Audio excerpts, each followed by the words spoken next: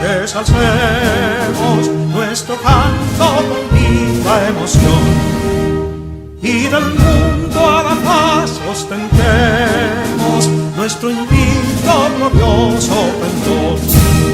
Salve el pueblo que intrépido y fuerte a la guerra a morir se lanzó, cuando en bélico reto de muerte sus cadenas de esclavos rompió. Amigos y amigas de Patria para Siempre y Patria para Todos.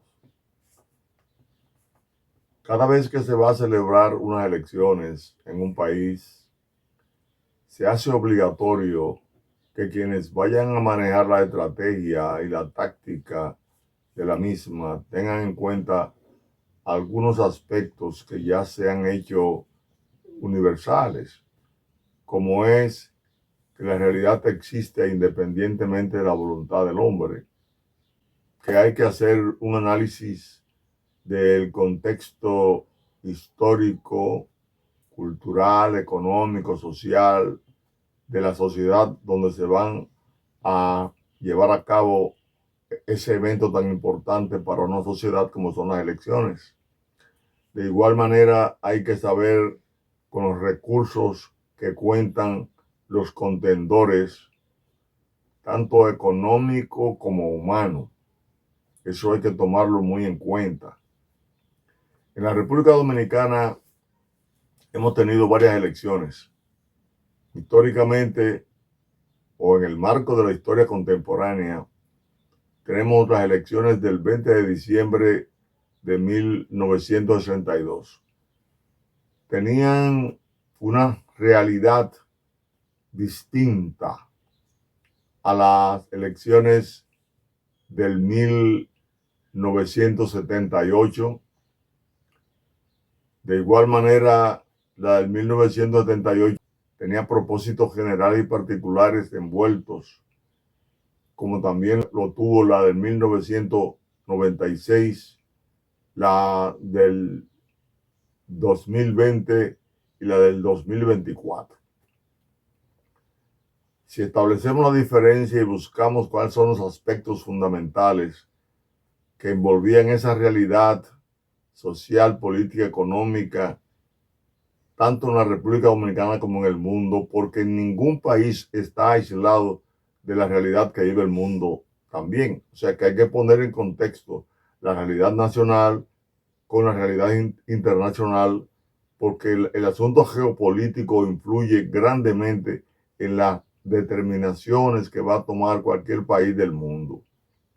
En el 1962, por ejemplo, estábamos en el marco de la Guerra Fría, que había comenzado con el fin de la Segunda Guerra Mundial. Teníamos una realidad que era que había surgido al lado de los Estados Unidos un país comunista.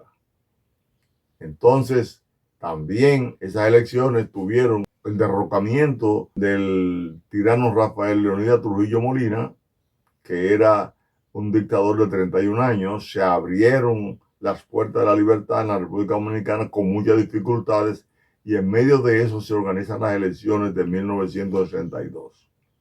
Esas elecciones tenían varios propósitos.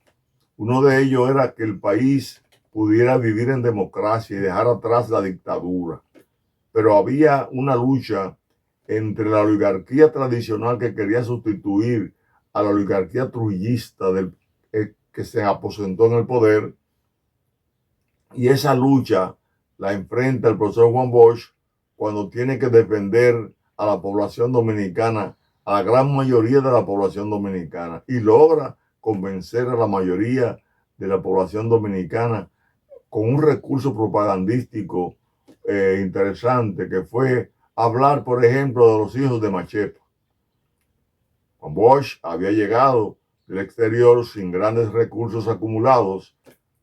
Se notó que el tiempo que duró en el exilio lo pasó haciendo vida intelectual, profesional en su área periodística, etcétera, y de asesoramiento a gobiernos, pero no hizo grandes fortunas.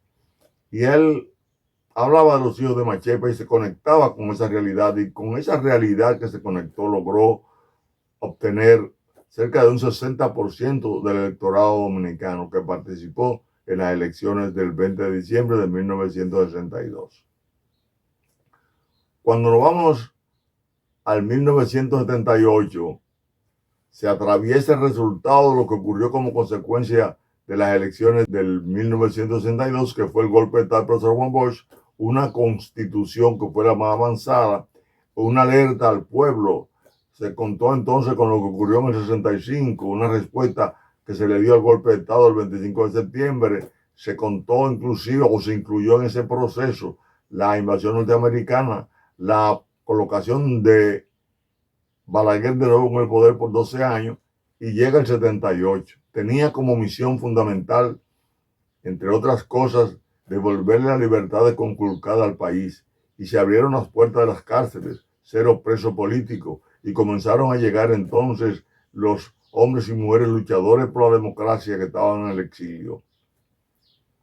Antonio Guzmán sube al poder y logran por lo menos que las cárceles se vacíen. Pero Antonio Guzmán termina con un balazo en la cabeza porque él se enteró, entre otras cosas, de la corrupción que existió en su gobierno, siendo él un hombre honesto. Salvador Jorge Blanco le sustituye. Entonces, al sustituirle, Salvador Jorge Blanco se entra en contradicción desde antes de tomar el poder con el grupo de Antonio Guzmán. Finalmente, los grupos van divididos en el 1986, Jacobo Magluta, Peña Gómez, Atoide Camps, el grupo de Salvador, y pierde entonces Salvador las elecciones. Balaguer entonces somete a la cárcel a Salvador y dura 10 años más en el poder hasta que ya no se aguantaba más esa capacidad balaguerista de hacer trampas en las elecciones. Le hicieron tanta trampa que ya, como dice el pueblo, demasiado, hasta Dios lo ve. Entonces, ¿qué ocurrió? Ocurrió que hubo que pactar para que él no durara los 4 años y se hicieran elecciones en el 1996. Las elecciones del 1996 trajeron una característica diferente a la del 1962, a la del 1978, que fue el que la oligarquía que se había manejado en el poder desde que le dieron el golpe de Estado al profesor Juan Bosch, y por eso pidieron ellos la invasión norteamericana, y la invasión norteamericana favoreció a que Joaquín Balaguer, un defensor de la oligarquía, llegara al poder para garantizar la no persecución contra la oligarquía, y sobre todo para hacer uso y abuso de los recursos confiscados a la tiranía de Trujillo. En el 96 entonces, ¿quién se instala en el poder? Todos sabemos que es un grupo que venía preconizando siempre lo que era la lucha contra la corrupción, encabezada por el profesor Juan Bosch. Pero ya el profesor Juan Bosch estaba en su declive humano. Su realidad era otra. Ya había entrado a un periodo de senitud donde no era el mismo profesor Juan Bosch que podía decidir con esa tranquilidad y con ese conocimiento real y objetivo de las cosas. Se le da el turno entonces a la pequeña burguesía que se había entronizado en la dirección de la lucha política que llevaba el PLD. Cuando el PLD llega al poder bajo la dirección del doctor Leonel Fernández, una responsabilidad contraída entonces con la historia, que era de doble vía: o se hacía permisivo ante los desmanes de la oligarquía, llámese corrupción y crimen, o él entraba a apaciguar los ánimos de ese espacio vacío que dejaban 3 grandes líderes que se formaron desde la muerte de Trujillo hasta el 1996, que fue Joaquín Balaguer, defensor de la oligarquía, el profesor Juan Bosch, contrario a esa oligarquía, el doctor José Francisco Peña Gómez, quien entonces se vio en la obligación de asumir el vacío que dejó Juan Bosch en el PRD, seguir la lucha por la libertad en el país y desplazar a Balaguer. Entonces, cuando llega el PLD al poder, el PLD llega con la encomienda planteada y comete el error de no tomar como hilo temático o hilo conductor de su accionar de Estado la defensa de la ciudadanía, de la democracia, a través de la condena y persecución de la corrupción, o preparar al pueblo para que el pueblo entendiera la mezquindad que se comete ante el pueblo cuando se llevan a cabo actos de corrupción. El PLD optó, esa pequeña burguesía, por ascender social y económicamente para mantenerse políticamente en el poder. Y así, la diferencia que había en el 1996 en el marco geopolítico era fundamentalmente que en el 1962 estábamos en el marco de la Guerra Fría, que cae con el derrocamiento del muro de Berlín, y ya en el 1996 habían 7 años que ese muro se había derribado. Entra un periodo diferente del neoliberalismo a dirigir la filosofía política internacional en términos económicos y sociales, y el PLD se inscribe en esa nueva corriente. Se olvida de la honestidad y la transparencia con que el profesor Juan Bosch quería dirigir el país cuando hablaba, entre otras cosas, de que en su gobierno no iban a haber ni ariente ni pariente. Al contrario, el artículo 146 fue violado por el grupo del PLD que llega al poder para ascender. Es una historia que tenemos pendiente hacerla en cualquier video posterior que nosotros tengamos el tiempo para hacerlo, pero eso está pendiente. ¿Qué ocurre? En el 2020 se hacen unas elecciones que se diferencian de la del 1996 porque la acumulación que había en el seno del pueblo de esas ansias de luchar contra la corrupción se manifestaron durante unos 15 años antes, cuando comenzamos los trabajos de visitar el altar de la patria con la bandera y denunciar la corrupción, y así muchos grupos, y así terminó la Marcha Verde en la calle, y terminó el candidato del PRM, que era el que estaba más fuerte y mejor articulado para aprovechar esa coyuntura, y entonces gana las elecciones del 2020 a un partido que tenía todos los recursos para continuar en el poder, pero se olvidaron de que eran acciones políticas y lo llevaron a lo personal, cometiendo actos políticos muy negativos, como era, además de la corrupción, violar la Constitución de la República para una tercera reelección de Danilo Medina. ¿Qué pasa ahora? Ahora estamos en las elecciones del 2024. Esas elecciones del 2024 deben constituir un antes y un después. La corrupción del PLD, la sangre de Balaguer, que convirtió a muchos líderes políticos en lo que es la cuestión de sensibilizarse, no comprometerse con la lucha democrática y revolucionaria que había para tener un país libre y honesto, dirigido por gobiernos honestos, capaces. No, hubo cierta capacidad, pero la honestidad desapareció. Entonces, ahora, en estas elecciones, se va a borrar, como le venía diciendo, la criminalidad y la corrupción. Esa es la tendencia que tiene el pueblo, que está más vinculado realmente a la necesidad de que tengamos un país mejor, más decente, más honesto, que se desarrolle de manera integral para todo el país en el orden de prioridades. Pero ¿qué pasa?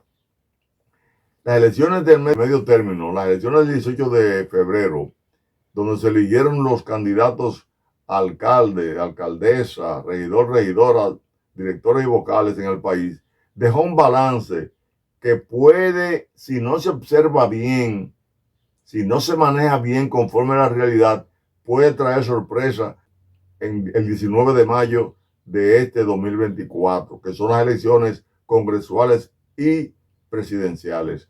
¿Cuáles son esas sorpresas? Que el PLD y el Partido de la Fuerza del Pueblo están haciendo una campaña parecida a la del profesor Juan Bosch. Ellos están ahora visitando a los pobres, hablándole a los pobres de su realidad y que el voto de ellos lo puede cambiar, pero no aprovecharon los años que tuvieron ni en el poder ni en la oposición estos últimos 4 años para educar al pueblo y hacer una campaña como lo manda el artículo 23, numeral 3 de la ley 33-18, que es hacer una campaña con un programa que diga cómo vamos a resolver el problema. Entonces, ahora en corto tiempo, ellos están haciendo un trabajo donde visitan a los pobres, pero quienes visitan a los pobres ahora para hablarles de la pobreza son ricos. Ahora, Juan Bosch no era rico. Esa es la diferencia. Juan Bosch era un hombre económicamente pobre y rico en honestidad, en ética. Ahora, esa es la diferencia, pero el pueblo puede ser confundido. Y eso puede generar, por el lado del PLD y por el lado de la Fuerza del Pueblo, una gran cantidad de votos que si se suman los dos, puedan impedir que el presidente Luis Abinader gane en primera vuelta. Y a eso hay que ponerle atención. Hay que buscar la manera de que se entienda que estamos en el manejo, en la manipulación espectacular que se le dan a los asuntos políticos, muy lejos de la realidad y de la verdad, pero una realidad que puede influir porque hay demasiados recursos técnicos para llevar a cabo una campaña política que, ayudada por los recursos acumulados, puedan lograr el resultado final.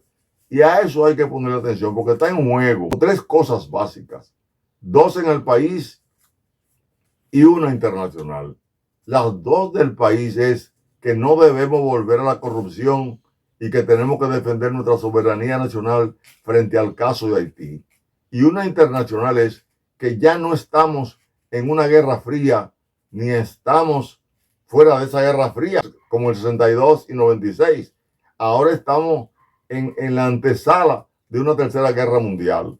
Y ya nosotros somos otra vez un objetivo geopolítico que van a utilizar las naciones enemigas de Haití de nosotros siempre para, si hay la conflagración, si hay la estampida definitiva de esa tercera guerra mundial, nosotros ser ocupados. Estamos ante una disyuntiva que lo único que nos va a ayudar es que mantengamos la unidad política para la defensa de la soberanía nacional y la unidad dentro de los partidos o para continuar con la corrupción o sin la corrupción.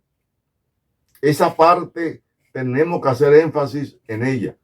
Y nosotros, los constitucionalistas, que no hemos cedido desde el 1965 en la lucha porque haya un rescate de la memoria histórica del país para que se pueda fortalecer la democracia en base a esos hechos, en base al compromiso que hay, alertamos que las elecciones de 1962, 1978, 1996, 2020 y 2024 son distintas y que abren espacio a una nueva realidad en la política dominicana, donde está en juego la libertad y la honestidad que este pueblo necesita tener como consecuencia de las grandes luchas que se han llevado a cabo a través de toda nuestra historia. Dejamos estas palabras nuestras en la boca y en el pensamiento de ustedes. Los líderes políticos del gobierno y los líderes políticos de la oposición serán los protagonistas del final que se verá expresada en las urnas el 19 de mayo. O corrupción o dignidad nacional. O respeto internacional o irrespeto internacional de acuerdo al manejo que tengamos nosotros de nuestra vida institucional y demostremos al mundo que somos los hijos de Duarte, Sánchez, Mella, de Luperón, de Manolo Tavares, de Fernández Domínguez, de Francisco Alberto Camaño, de Montes Arach, de Lora Fernández, de Yolanda Guzmán y de todos esos hombres revolucionarios que murieron por la libertad en el año de 1965 y que hemos seguido de una forma firme, trabajando en favor del bienestar de todos los dominicanos y dominicanas. Hasta una próxima entrega. Bendiciones.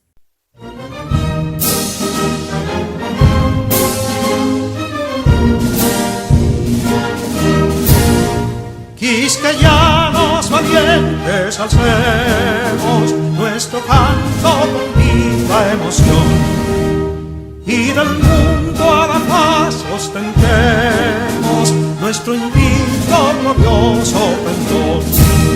Salve el pueblo que intrépido y fuerte a la guerra a morir se lanzó, cuando en bélico reto de muerte sus cadenas de esclavos rompió.